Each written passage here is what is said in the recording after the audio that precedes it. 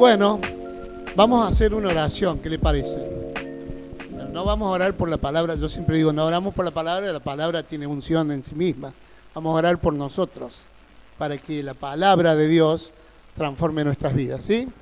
Señor, gracias te damos esta noche, Padre, te pedimos que tu Espíritu Santo traiga luz a nuestras vidas, que tu presencia, Señor, nos ilumine de tal manera que provoque un cambio poderoso en nuestros corazones. Te pedimos que tu Espíritu poderoso y santo, Señor, nos traiga, Señor, luz para entender la revelación de tu palabra. Nos dé iluminación, tu Espíritu Santo, y que a mí me des inspiración, Espíritu Santo, para predicar en esta noche. Padre, en el nombre de Jesús, bendice a tu pueblo en esta noche, y Padre, que salgan de este lugar completamente transformados, Señor, en espíritu, alma y cuerpo. En el nombre de Jesús. Amén. Amén. Muy bien. La palabra de Dios en Génesis, vamos a ver, capítulo 2, verso 21 y 22. Ahí la tienen, ¿sí? Y dice así: entonces el Señor Dios hizo caer un sueño profundo sobre el hombre, y éste se durmió. Y Dios tomó una de sus costillas y cerró la carne en ese lugar. Después el 22 dice: de la costilla que el Señor Dios había tomado del hombre, formó ¿a quién? A la mujer, y la trajo al hombre. Y le dijo: Adán, te presento a esta mujercita. Y ahí nació la mujer. Y ahí empezó el universo. Y después vino toda la rueda de la historia de la humanidad, digamos. El Señor, de manera milagrosa, creó a Adán del polvo de la tierra, sopló en su nariz espíritu de vida, le dio espíritu, alma, y luego de la costilla de Adán, miren qué interesante, de la costilla de Adán formó a la mujer. O sea, usó el ADN que ya tenía Adán. Entonces, él podría haberlo hecho igual de la tierra a la mujer, o del agua, de donde quiera. Si el Señor es poderoso, podría haber hecho a la mujer de cualquier parte, pero él decidió hacerla de la costilla, del costado, de acá de la parte del centro, ¿no? Algunos dicen por ahí, algunos filósofos dicen que por ahí la sacó de la costilla del centro para que no estuviera saliendo de la mujer de la parte de los pies, para que el hombre no la pisotee, ni de la cabeza para que la mujer no lo propase al hombre en autoridad. Porque el orden de Dios ya lo conoce usted, ¿no? ¿Verdad? Dios, el hombre, Jesucristo, el hombre, la mujer y los hijos. Así viene la cadena de autoridad dada por Dios en la Biblia. Y cada cual cumple su rol, cada cual cumple su función. Pero bueno, no he venido a hablar de matrimonio. Si bien esto dice acá la palabra de Dios en el versículo 24, por tanto dejará el hombre a su padre y a su madre, y se unirá a su mujer, y estos serán, ¿qué?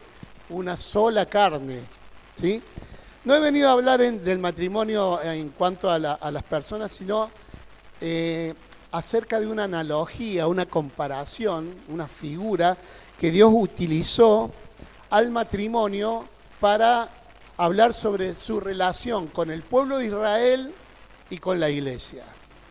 El Señor, digamos, Dios ha utilizado mucho esta figura del matrimonio, de la relación entre el matrimonio, el ser una sola carne, comparando con su relación con el pueblo de Israel y con la iglesia.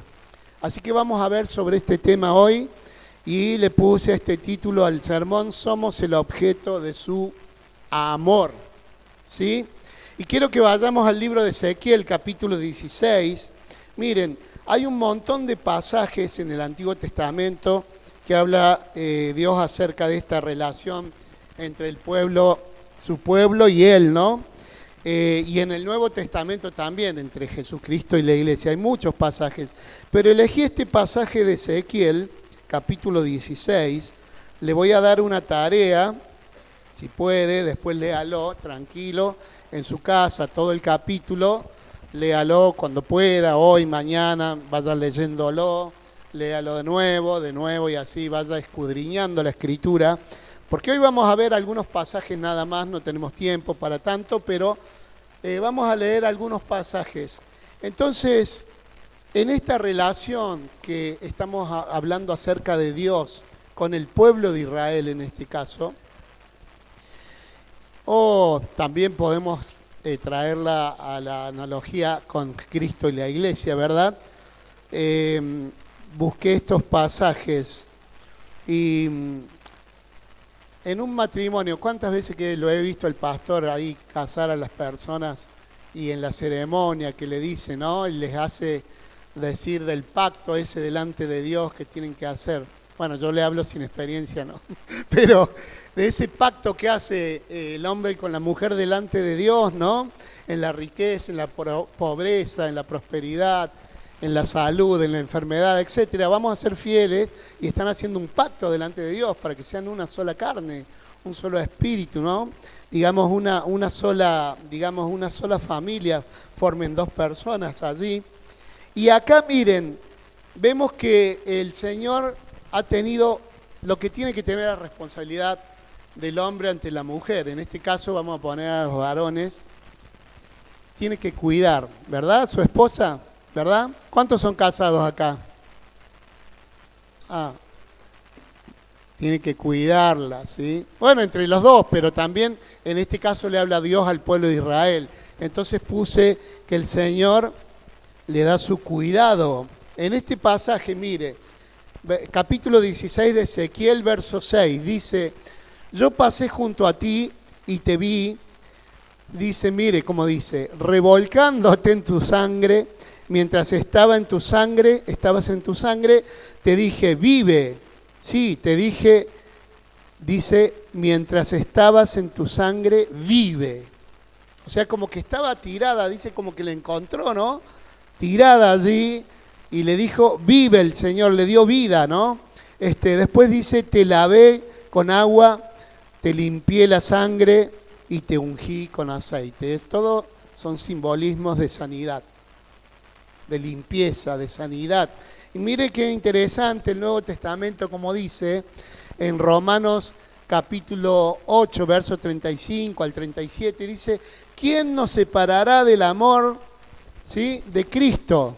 Ahí lo mencionó, recién lo mencionó Mario, mi tocayo Mario. ¿Quién nos separará del amor de Cristo?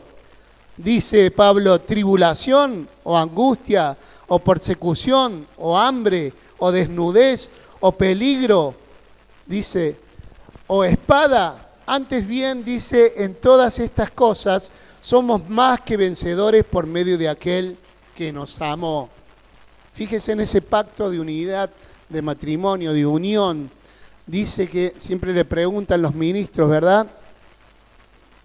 Nada te puede separar de este pacto de fidelidad. Ni la enfermedad, ni la pobreza, ni la prosperidad, ni la espada, ni la persecución. En el caso nuestro, de nuestra relación con Dios, Dios nos cuida de tal manera que no va a permitir nunca que nos separe estas cosas del amor de Cristo. Él tiene poder para cuidarnos. Si nosotros nos separamos del Señor, es por nuestra propia cuenta, es por nuestra voluntad. Pero el Señor tiene las armas, el Señor tiene la bendición, el Señor tiene la capacidad, el Señor tiene la fortaleza, el Señor tiene la sabiduría para que ninguna de estas cosas nos pueda separar de su amor eterno.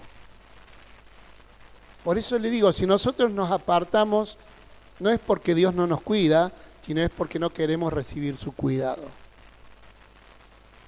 Porque Pablo mismo dice, él mismo sufría persecuciones tremendas. Una vez estuvo muerto, dice casi muerto. Algunos teólogos no saben si estuvo muerto verdaderamente o casi muerto, y algunos dicen que en el capítulo 12 de Corintios, segunda, cuando habla que él fue al tercer cielo, puede haber sido en esa ocasión, a la afuera de la ciudad de Éfeso quedó como muerto de tantas piedras que le habían tirado, tantas persecuciones que tuvo el apóstol Pablo. Y él mismo lo dice, ¿quién nos puede separar del amor de Cristo? Ni ángeles ni potestades, aún los demonios. ¿Quién te puede separar del amor de Dios, que es en Cristo Jesús? Dios nos cuida, hermanos, las enfermedades. ¿Quién nos puede separar? Y bueno, y si nos vamos, estamos con Él, como dice Pablo. es muchísimo mejor. Tenemos que tener esa sabiduría para aceptar lo que venga de parte de Dios. Dice el Señor, la llevaré al desierto y le hablaré a su corazón. Muchas veces pasamos por circunstancias adversas, porque Dios está tratando con nuestras vidas. La llevaré al desierto y le hablaré a su corazón. Para que estemos ahí en soledad, es cuando más escuchamos su voz. Que no sepamos para dónde ir, ¿no? Es cuando más necesitamos de su presencia, de su cuidado. Él tiene cuidado de vosotros. Seguimos. Él nos da su sustento. Fíjese allí en Ezequiel, el capítulo 16, 19, lo que hacía Dios con su pueblo. En este caso le hablaba a Jerusalén, a Judá, ¿no? Pero dice, también te di mi pan, la flor de harina, el aceite y la miel, con que yo te alimentaba, y lo ofrecías ante ellas como aroma agradable. Así sucedió, declara el Señor Dios. Y Jesús nos dice, yo soy el pan de vida. El que a mí viene no tendrá hambre, y el que en mí cree no tendrá sed jamás. Él es nuestro sustento, Él es nuestro alimento. Él nos ha dado su palabra para alimentarnos todos los días. Así como el maná descendía del cielo cada día para el pueblo de Israel en el desierto, Él nos dio su palabra para que cada día su palabra nos dé su alimento espiritual. Y para que podamos crecer, hermanos. Para que podamos crecer. ¿Sí? Algunos conocen tanto del Señor, mejor dicho, no del Señor, de la Biblia, pero es mejor conocer al Señor de la Biblia que a la Biblia misma en sí. ¿Se entiende lo que le estoy diciendo? Algunos podemos llegar a ser cabezones teológicos, o sea, tener mucho conocimiento, pero no tener comunión con el Señor. Entonces, estamos empachados a veces de la palabra, y cuando se nos habla la palabra, como ya la conocemos, no queremos recibirla. Pero ¿sabe qué pasa? Engordar no es crecer. Dios nos da su palabra para que crezcamos, que maduremos y que crezcamos. La palabra dice que es espíritu y es vida, o sea, la palabra de Dios, si se la lee, hay que creerla y también hay que practicarla, y así se cumple en nuestro corazón el fruto. Cuando uno lee la palabra, la estudia, la escudriña, la cree y la practica, allí se cumple el fruto. Ahí esa persona puede dar fruto. Pero cuando uno solamente la lee y intelectualmente dice, sí, es verdad, porque dijo Dios, y ya está, sigo con mi vida como sea, de igual manera que no cambio, no dejo que esa palabra transforme mi corazón, cuando no le obedezco, es como que uno no crece, uno engorda, pero engordar no es crecer, ¿verdad? Pero el Señor tiene su sustento. Yo soy el pan de vida, dice el Señor. El que a mí viene no tendrá hambre. El Señor nos honra también, nos trae su honra. Fíjese en Ezequiel, allí como dice, le sigue diciendo, a esta mujer, entre comillas, que era Israel, era Judá, digamos, Jerusalén, la ciudad de Jerusalén. Dice, te vestí con tela bordada, mire qué lindo, y puse en tus pies sandalias de piel de marsopa. La envolví con lino fino y te cubrí con seda. Después sigue diciendo que le puso anillos en su nariz, etc. Te engalané, dice, con adornos, puse brazaletes en tus manos y un collar, dice, en tu cuello. Bueno, en tu nariz un anillo, dice más adelante. Léalo completo después del capítulo, es muy interesante. Pero esto habla del adorno que Dios le puso a esa Israel, a esa Judá, a esa Jerusalén. En otras maneras a su pueblo lo ha honrado. Dios nos honra, no solamente nos ha rescatado de donde estábamos tirados. Usa muy bien la figura, allí el pasaje de Ezequiel dice, cuando te vi que estabas tirada, estabas toda llena de sangre, estabas destruida, estabas lastimada, y yo te saqué de ese barro, te limpié, te sané, te puse aceite, te di alimento, pero no solamente eso, sino que te di honra. Así como el esposo tiene que honrar a la esposa, ¿verdad? ¿Verdad, Marito? Amén, gloria a Dios. Te di honra. Hermanos, fíjese que nos da el Señor acá Jesús a nosotros, a la iglesia, al que nos amó y nos lavó de nuestros pecados con su sangre y nos hizo, mire, reyes y sacerdotes para Dios, su Padre. A Él sea la gloria y el imperio por los siglos de los siglos. Amén. No solamente que Jesús nos salvó, sino que nos ha dado honra, nos ha dado un lugar para reinar. Eso es honra. Ahí decían en la oración recién, el Señor nos va a dar, dice Mario, ¿no es cierto? De alguna manera, tarde o temprano, pero yo digo, el Señor ya nos dio. Nos ha dado todo esto, nos da honra. Nos ha hecho ser reyes y sacerdotes para Dios. Y un día vamos a gobernar con el Señor. Tenemos puestos de autoridad con Él. Nos ha dado esa posibilidad de ser sacerdotes, o sea, de interceder por el mundo y presentarle el mundo a Dios y Dios al mundo, como un sacerdote, un puente. Y nos da la posibilidad de reinar, de gobernar con Él, sobre toda autoridad y señorío, por su nombre. En mi nombre echarán fuera demonios, dice el Señor. Él es el Rey de reyes y Señor de señores. Y nosotros también somos, dice que nos ha dado esa posibilidad de reinar con Él. ¿No es honra eso? Tremenda honra, ¿verdad? Y nos da su amor, por supuesto.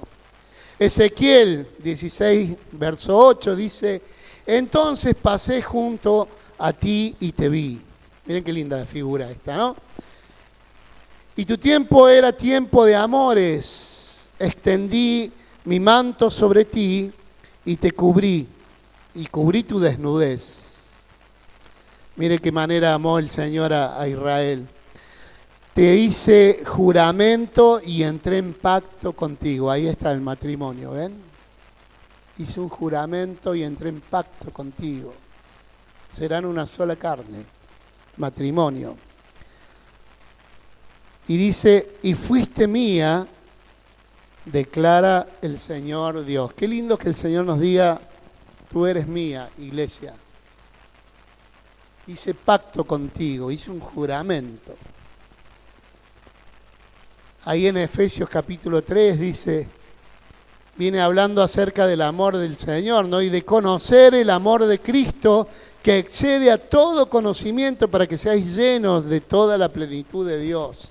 Dice que seamos capaces de ver cuál es la anchura, la altura, la dimensión tan grande que tiene Cristo para nosotros con su amor. Si alguien es capaz de medir el amor de Cristo, que me diga cómo lo hace, porque yo no lo puedo medir. Es inmensurable. Es gigante. Su amor, dice, a través de su amor, nos da toda la plenitud de Dios. Tremendo, ¿no? Y en esta analogía vemos allí el capítulo 19 de San Juan. Vamos a ver San Juan capítulo 19, verso 31 al 37. Se las voy a buscar acá. San Juan 19, 31 al 37, dice, entonces los judíos, por cuanto era bueno, vamos a ir un poco más adelante. Versículo 33, vamos a leer. Mas cuando llegaron a Jesús, como le vieron ya muerto, no le quebraron las piernas. Pero uno de los soldados le abrió el costado con una lanza, y al instante salió sangre y agua. ¿Qué salió del costado del Señor? Sangre y agua. Y el que lo vio da testimonio y su testimonio es verdadero, y él sabe que dice verdad, para que vosotros también creáis. Estaba Juan hablando ahí, y Juan estaba al lado de la cruz. Era uno de los pocos que había quedado al lado del Señor. Y dice, porque estas cosas sucedieron para que se cumpliese la Escritura. No será quebrantado hueso suyo, etcétera, etcétera. Pero lo interesante es que dice que cuando el soldado, dice, tenían que ver si el Señor estaba muerto, porque si no le quebraban las piernas para que murieran. Y como no, estaba muerto, no le quebraron las piernas. Entonces dice que para comprobar con la lanza, dice que le clavó la lanza en el costado y dice que salió sangre y agua. ¿Se imaginas ese soldado cómo habrá quedado impactado? Ahora bien, esto científicamente es posible después de todo el sufrimiento que tuvo Cristo, ¿no? Un sufrimiento tan atroz que perdió tanta sangre que eso le llevó a un shock completo en cuerpo, que tenía tanta sed, por eso tenía sed el Señor. Tuvo como una pérdida de líquidos, de fluidos muy, muy grande, perdió muchísima sangre. Y dice que los médicos dicen que cuando el corazón se empieza a agitar, a empezar a funcionar rápidamente, es cuando se provocan esos fluidos de agua líquidos ahí en la parte de alrededor de su corazón. Hay como una bolsa allí alrededor de su corazón y sus pulmones que produce líquidos. Y bueno, cuando el hombre le puso la lanza allí, salió agua y sangre. Eso es más o menos lo que explican los científicos. Pero espiritualmente es símbolo de la sangre de Cristo que nos perdona y el agua de Cristo que nos da vida. El Señor no solamente murió en la cruz, sino que resucitó. Y para que nuestro evangelio sea completo debemos hablar de la muerte, la resurrección, la ascensión y la segunda venida de Cristo. Ahí está el evangelio completo. Porque muchas veces hablamos, sí, Cristo te perdonó, gloria a Dios, Cristo nos perdonó por su sangre, ¿verdad? Pero también Cristo transforma vidas por su agua. El agua de la palabra, el agua del Espíritu nos transforma. Tenemos que ser personas con vida nueva. No solamente personas perdonadas por Cristo, sino personas llenas del poder de Dios, transformadas, con una vida nueva. Eso es lo que provoca el agua de Dios. La vida nueva, la resurrección de Cristo, el poder de la resurrección de Cristo. ¿Quién resucitó a Cristo? Dios Padre y el Espíritu Santo resucitaron a Cristo. Y el Espíritu Santo también tiene su simbología como el agua. De su interior correrán ríos de agua de vida. La palabra también tiene como simbología el agua. El agua de la palabra que nos lava, que nos limpia, que nos santifica, que nos transforma y nos da nueva vida. Y estas son fuentes de vida, la sangre, el agua, el espíritu, como por ahí decía Juan también. Si no hay agua, no hay vida. Si no hay sangre, no hay vida. La sangre es la vida, dice la Biblia. Él nos dio su vida. ¿Y de dónde salió su vida? Miren qué interesante. ¿Por qué busqué ese texto de Adán y el texto ahora de Cristo en la cruz? Porque sale de acá, del corazón.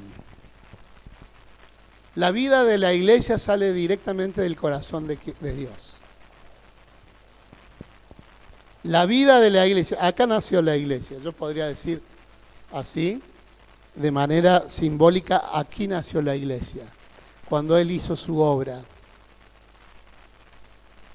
De su corazón, cuando le clavaron de la lanza, salió sangre y agua, los fluidos que tenía alrededor de su corazón, los fluidos que dan vida. Claro, para la gente de esa época era una locura porque nunca habían visto eso. Ahora nosotros con la ciencia sabemos que se produce eso por ese semejante estrés que pasó el Señor y la semejante sufrimiento que pasó. Pero espiritualmente el Señor nos quiso hablar de esta manera, de manera simbólica, diciendo, de mi corazón nace la iglesia. Yo le voy a dar sangre para perdonar sus pecados, le voy a dar mi agua de vida para que sean transformados. De modo que si alguna está en Cristo, nueva criatura es. Las cosas viejas pasaron, aquí son todas hechas nuevas. El viejo Adán ya se murió, muere. El primer Adán vino a través de Adán, nuestro padre, ¿no? Cabeza de la humanidad, pero nos trajo la muerte. El segundo Adán, que es Cristo, dice Pablo, nos trae la vida. El primer Adán nos trajo la condenación eterna. El segundo Adán, que es Cristo, nos trae la salvación eterna. El primer Adán nos trae el juicio. El segundo Adán nos trajo la gracia, la misericordia y el poder de Dios.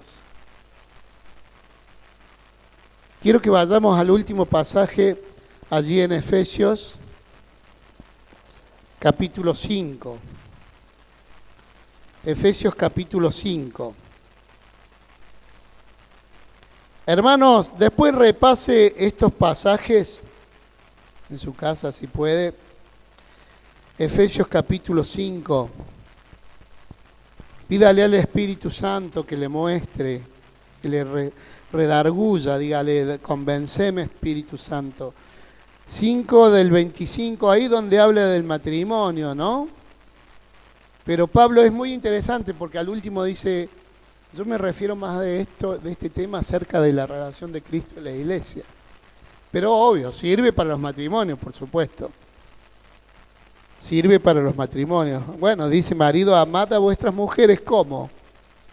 Así como Cristo amó a la iglesia. ¿Ven la analogía con el matrimonio acá entre Cristo y la iglesia? Así como en el Antiguo Testamento entre Padre y Israel.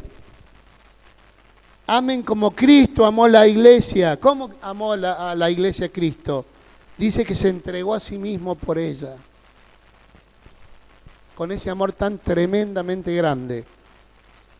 Para santificarla, habiéndola purificada en el lavamiento del agua por la palabra. Ya está la figura del agua. La palabra es la que nos transforma. El agua de vida, que es la palabra de Dios.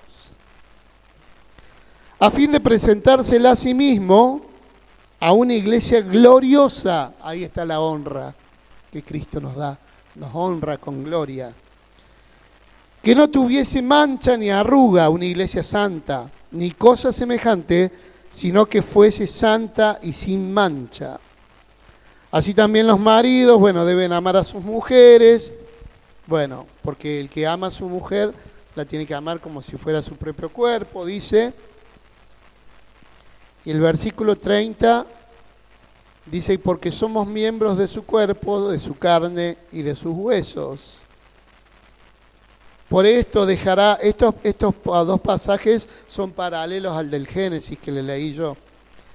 Por esto el hombre dejará el hombre a su padre y a su madre y se unirá a su mujer. Y los dos serán una sola carne, una sola comunión entre Dios y su iglesia, entre Jesús y su pueblo. Una sola carne. Y acá dice Pablo, miren lo que dice, grande es este misterio. Qué grande que es este misterio, ¿no? Mas yo digo esto respecto de Cristo y de la iglesia.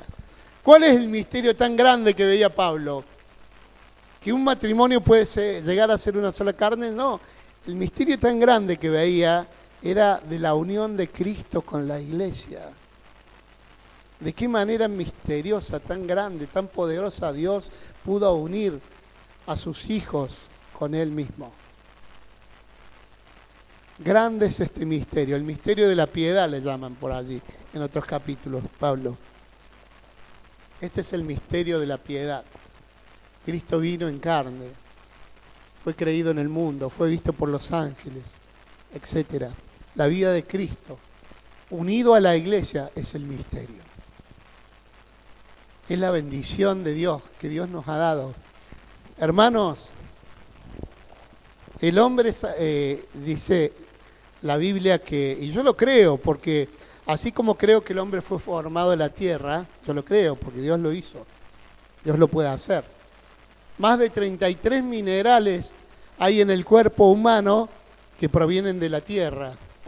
Hierro, magnesio, manganeso, calcio, etcétera, etcétera. Hay más de 33 minerales que provienen de la tierra en el cuerpo humano. Y Dios sopló en el hombre y se formó el espíritu y el alma. Y así también creo que la costilla del hombre pudo haber hecho la mujer porque utilizó ese ADN del hombre para formar a la mujer, a la Eva, a la varona. Dice, porque del hombre fuiste sacado, te llamaré varona, porque del varón fuiste tomada. Así como Dios sacó del centro del ser humano a la mujer para que sea su esposa, así también del centro del corazón de Cristo salió la bendición para que fuéramos sus esposas.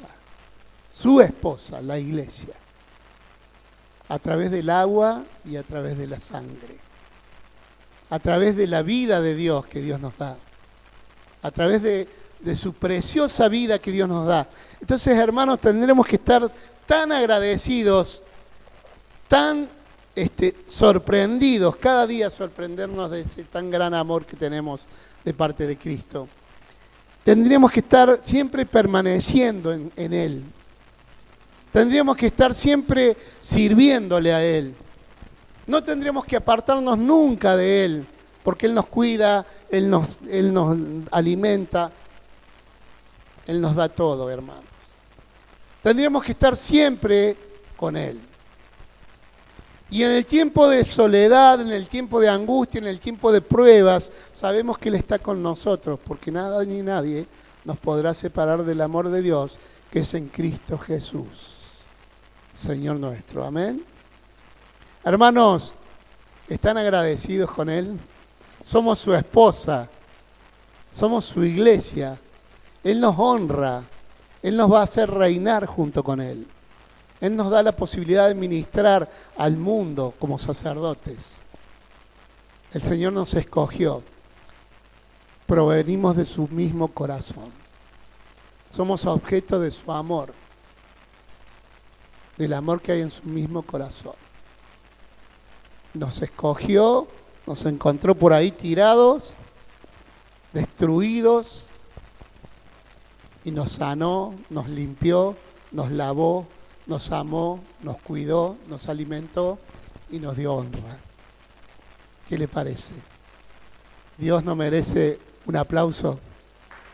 Gracias, Señor. Pónganse de pie, vamos a orar. Vamos a orar juntos. Señor, gracias. Vamos a darle gracias. ¿Qué le parece? Vamos a darle gracias. Dele gracias. Deje que el Espíritu Santo esté allí inspirando su mente para agradecerle todo lo que Cristo les ha dado y todo lo que aún le va a dar. Gracias, Señor, gracias por tu amor inmerecido. Gracias porque desde tu corazón, Señor, nos has formado como iglesia, como tu pueblo, Señor, como tus hijos. Gracias, Padre, por tu amor inmesurable, Señor. Gracias por tu honra, Señor, que nos pones en lugares, Señor, en este mundo, Señor, y en el venidero nos pondrás en lugares altos, Señor. Sobre los problemas aún también, Señor, tú tienes la capacidad, tú tienes el poder, tú tienes la fuerza, tú tienes el amor, tú tienes la gracia para darnos, Señor, siempre. Padre, en el nombre de Jesús, no permitas que tu pueblo nunca te deje a ti, Señor.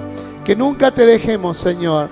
Así como en el tiempo del Antiguo Testamento, tu pueblo era infiel, muchas veces te somos infieles, Señor, pero te pedimos en el nombre de Jesús poder permanecer en esa unión contigo, Señor, en esa unión perfecta de amor puro, Señor, de amor espiritual. Te damos gracias, Señor, en el nombre de Jesús. Amén. Amén.